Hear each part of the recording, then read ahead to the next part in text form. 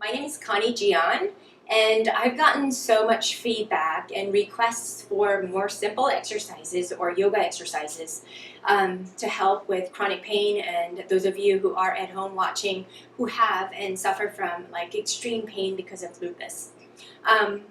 So the important thing is to make sure we're moving, right? To make sure that we get all the toxins out of our joints, because I said that they tend to kind of reside in our joints, and that's why we have so much pain. And some days, more than the other.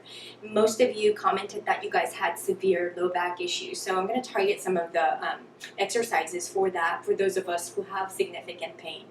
So I want you to interlace your fingers like this, and then I want you to pull out right in front of you. But as you do that, keep your hands at shoulder level, right? So don't be up here, be straight here. And then from here, as you inhale, you're going to go ahead and inhale and stretch up and open up your chest. And exhale down. And inhale up. And exhale. And you're going to feel this stretch of your rib cage opening and exhale. And don't stress too much to do the full movement. Just initially, sometimes when I have flares, it's really hard to move your muscles and you're going to have to cringe, right? And so if this is too much for you, even just do it just with your arms up and down and up and down. And some of you might experience a little bit of a tingling in your hands because your body is inflamed, and it does affect your nerves, the myelin sheaths. And that's why we lupus sufferers get a lot of numbness and tingling. And I get a lot of questions about that. Part of the deal, and you'll find that if we actually do testing, we are demyelinating to some extent because of the inflammatory process.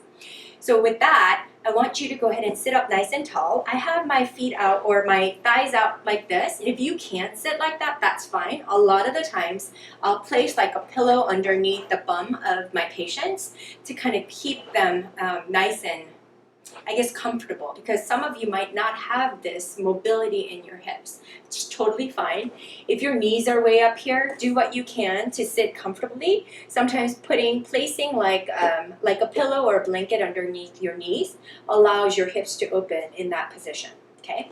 So you're gonna raise your right arm up and then reach up and bend over, expanding on this side, the right side of the body, right? And then you're gonna come back and inhale your left and exhale up and over and back down. And again, those of you who are not used to moving these big movements in your spine, it's gonna feel a little bit awkward and like take your breath away sometimes to kind of have that movement in our ribs. Because again, when I was sick and when I do get inflamed, sometimes it just jabs me in ways where I feel like the pain is going to take my breath away. But you just kind of move through, and your body will tell you how far you can go.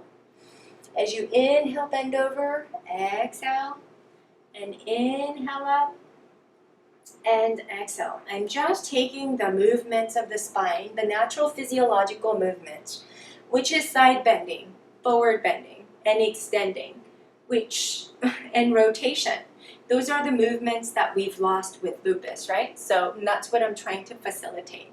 Roll your shoulders up and back a few times. Up and back, and up and back, up and back. We'll just come back to this position in a minute, but right now we're going to go on to hands and knees. So from here, we did this last time. I like working in my hands and knees, and some of you, if you do have arthritis or rheumatoid arthritis, you might not feel comfortable putting weight on your knees. And so I want you to be smart and put some padding underneath your kneecaps, and don't put weight, through your kneecaps, right? So make sure, be sensible about that. So as we're here, we can decide, some of us live hanging on our bones like this. You can see how the area between my shoulder blades have sunk, right? So the whole point is we want to start to utilize our muscles to kind of fight gravity, because we're always being, taken down to gravity. And so we want to utilize our muscles to kind of fight against it, right? So this is all I require of you in this position, is to just get your shoulders active like this and down. And see if you can isolate just the shoulder girdle to stabilize your shoulders and down. Exhale as you go up and down. I have my core musculature nice and tightly bound. That to me is so important. It should be second nature to you, but a lot of the times, if you haven't been moving because you're in so much pain, you've disconnected your head from your body, and so you no longer have control over your body. And so I'm trying to teach you that that is so important, to command control over your body. That's specifically your muscles, because your brain, through your nerve channels, facilitate motion in our muscles, right? And that's a voluntary action. So I'm trying to teach you how to go ahead and do that so that you stay strong as much as you can, even through your flares. Exhale and inhale, because of the inflammatory processes of lupus, it'll atrophy or shrink down your muscles so fast, and that's not a good place to be, because we often lose balance, proprioception, and that's because our nervous system gets affected by lupus. So it's really in your best interest to fight hard to stay active and really work these muscles out. So that's about all you can handle. I'm sure many of you are sitting watching this thinking, oh my gosh, that's a lot on your shoulders. So make sure, be sensible about the reps and don't do too much. There was a period in my life where I used to like push because I wanted to feel well. But when I push beyond my threshold, it'll keep me in bed for days. And I still go through some of that sometimes.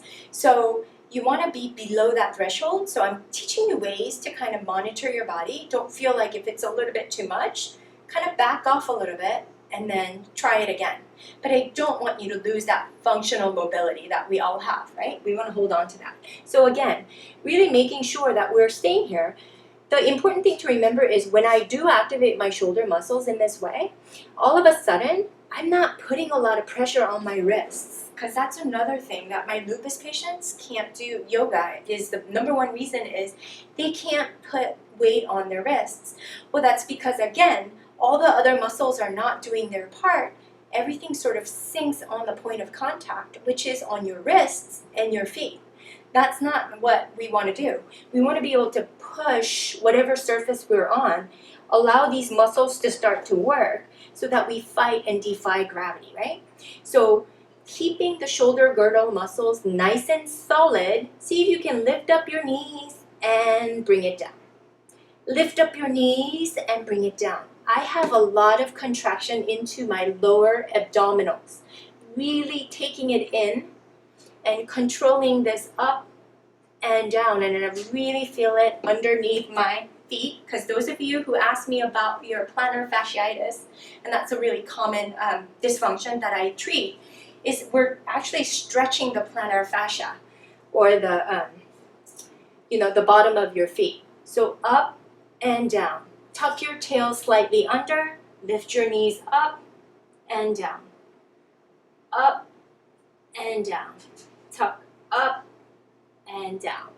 And I think that's about enough. So I want you to spread your knees apart and just sit back down into child's pose. But you're going to extend your arms forward, place your forehead down, and really see if you can really sink into your hips here to stretch your low back. And this is going to be a very, very nice stretch for you. And place your forehead down.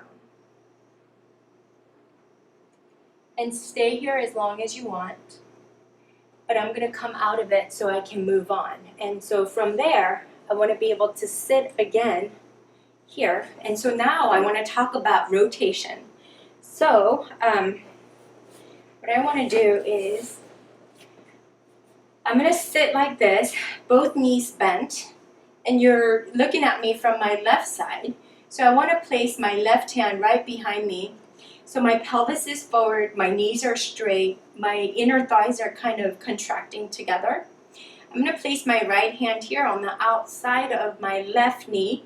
I'm going to reach my left hand right behind me, holding up my spine.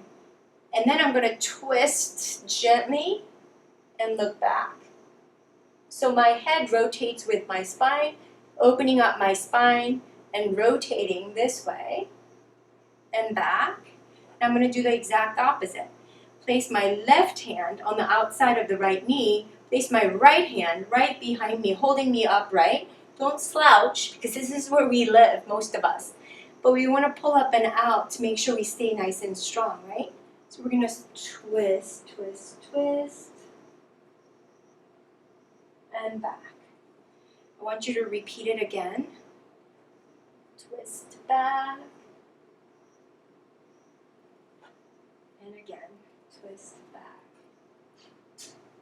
Surprisingly, this is going to give you room in your spine. Why that's so important is our nerve roots exit the spine in our lumbar segments, or low back, and then our nerve roots exit the spine in our spinal segments, up here, cervical segments, right? And then they flow out and create, and it's sort of like a map, and little tiny roads. Big roads become tiny little roads.